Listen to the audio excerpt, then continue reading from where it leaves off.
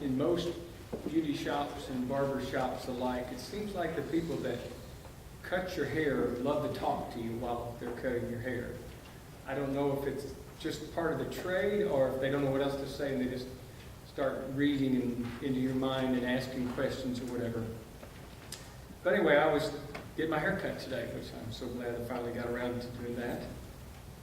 And as I was getting my hair cut, we were talking about things and variety of things, and of course the person who's cut my hair knows I'm a minister. And a comment was made as I was paying the person. We were discussing Satan and traps and this and that. And she goes, "He's always knocking at the door." I said, "You know, there's a Bible passage about that." "Really?" I said, "Yes." And I said, in the early chapters of Genesis, I said, Cain and Abel were having some discussion, and they weren't getting along. And God came to Cain, and he says, "Sin is crouching at your door," kind of like knocking at your door, "and he desires to have you." Barbara looked at me and goes, "He didn't listen, did he? Because didn't Cain kill his brother?" I said, "Yeah, you're right. He didn't listen."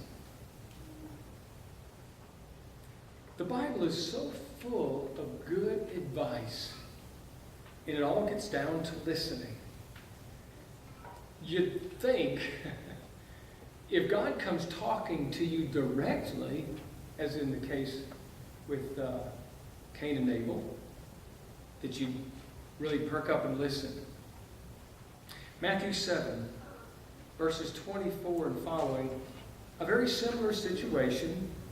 Now the Son of God, who is also described as the Word, when John begins to talk about the life of Jesus, he says, "The Word became flesh," that he was the Word.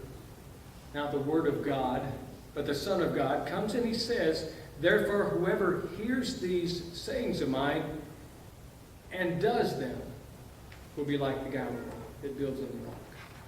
And then he talks about the second person in verse 26, "And everyone who hears these sayings of mine and does not do them will be like the foolish man." And you could say, in a matter of speaking, he didn't listen, did he? I heard the words, but it didn't follow up. There was no connection. Guilty. I'm guilty.